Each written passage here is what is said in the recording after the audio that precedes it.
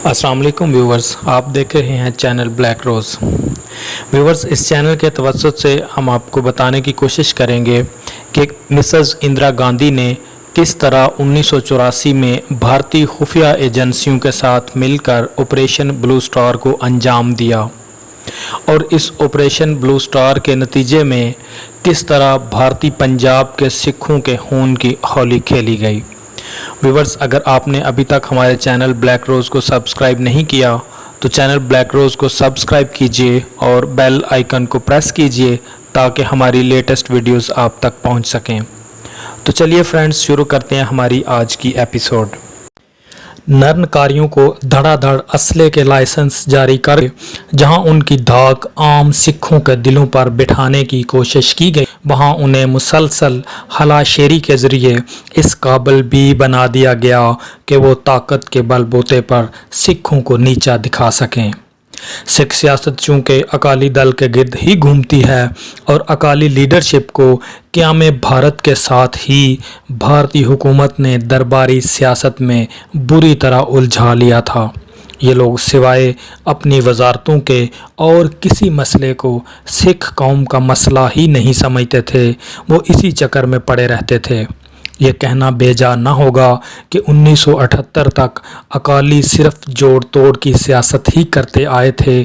जब कांग्रेस का पलड़ा भारी होता तो उसके साथ साजबाज कर लेते और जब अकाली धड़ा मजबूत होता तो अकाली दल के टिकट पर इलेक्शन लड़ते। उन्होंने कभी नरनकारी जत्थे के ख़तरे को अहमियत ही नहीं दी थी। अमूमन अकाली दल उस वक्त हुकूमत के ख़िलाफ़ मोर्चा लगाता था जब उसने हुकूमत पर दबाव डालकर कुछ मराहत हासिल करनी होती थी। सिखों के दो मजबूत मजहबी अखाड़े या स्कूल ऑफ थॉट मंदरजा झैल हैं, तमदी टकसाल, अखंड कीर्तनी जत्था। इन दोनों मजहबी मदारस के फारग तलबा बाद में सिख गुरुद्वारों में भाई यानी मजहबी रहनुमा बनाए जाते हैं। सिखों के पेशतर पाठी और कीर्तनी, इन दोनों का ताल्लुक किसी एक दीनी मदरसे से होता जो ऊपर बयान किए गए हैं।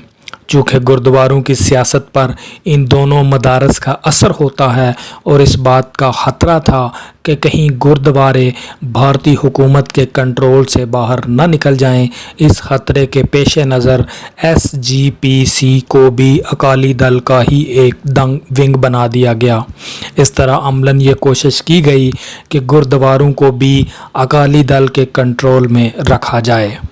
नरनकारी खतरे को सबसे ज़्यादा तमदी टकसाल और अखंड कीर्तनी जत्थे ने महसूस किया और दामे दुरमे उसके ख़िलाफ़ सरापा एहतजाज भी होते रहे, लेकिन ब्राह्मण सियासत के नकारखाने में उनकी आवाज़ कभी तोती से ज़्यादा असर न दिखा सकी।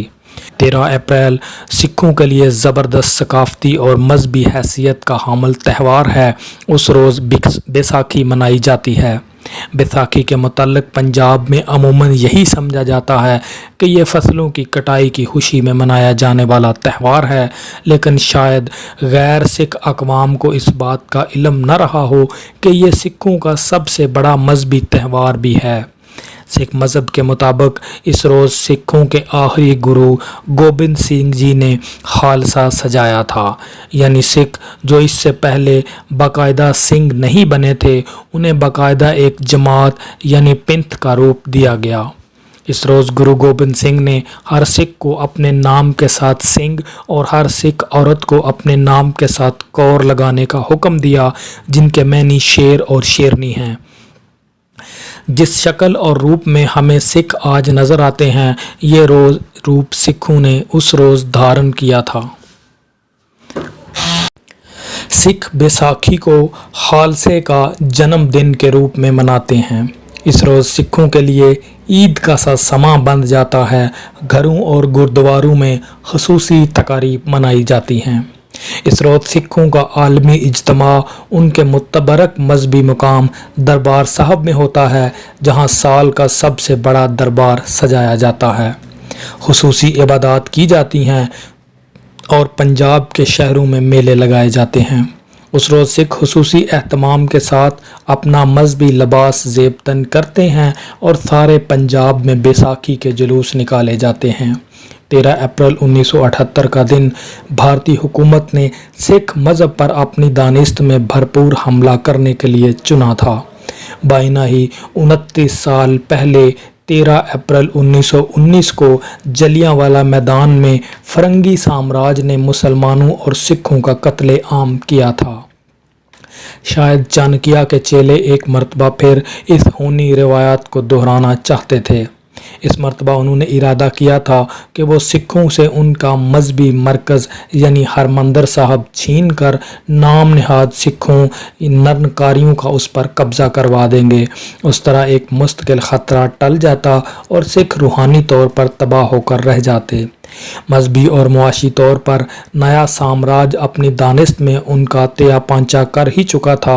अब वो इस रूहानी ग़ज़ा के सप्लाई सेंटर पर, जहाँ से सिखों को थोड़ी बहुत सप्लाई अभी जारी थी, अपने कब्ज़े में लेना चाहते थे, जिसके लिए 50,000 निरंकारियों का इज्तिमा उसी रोज़ अमृतसर में किया था।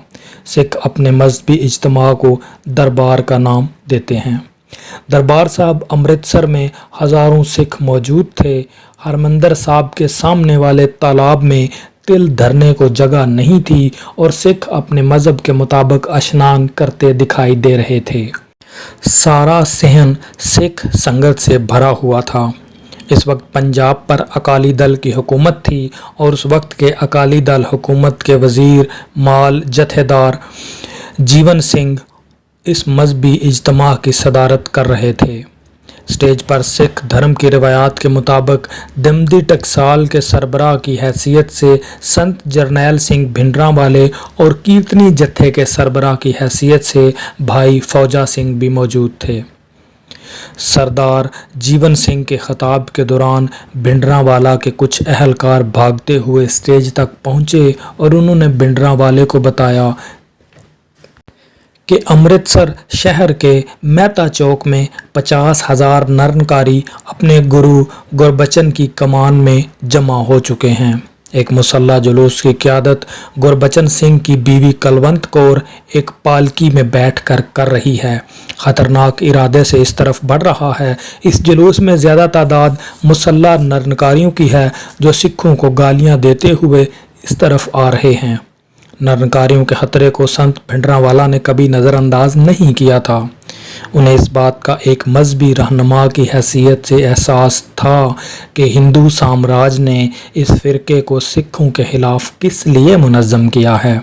यह सुनकर संत जरनैल सिंह स्टेज पर पहुँचे और उन्होंने अकाली वज़ीर जीवन सिंह को मुखातब करके निरंकारियों के इस ख़तरनाक जुलूस और इन नारों की तरफ इसकी तवज्जो दिलाई जो निरंकारी बुलंद करते हुए आ रहे थे।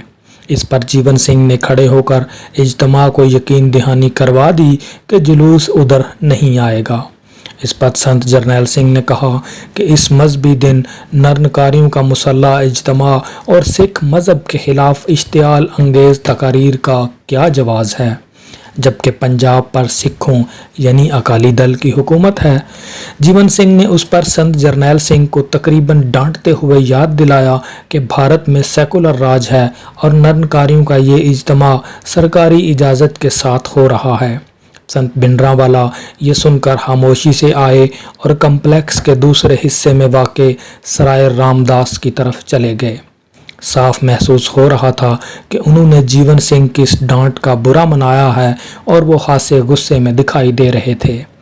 उन्हें सराय रामदास की तरफ जाते देखकर उनके सैकड़ों पैरोकार और कीर्तनी जत्थे के सिख भी उस तरफ आ गए। जल्द ही वहाँ हज़ारों सिखों का इज्तिमा हो गया।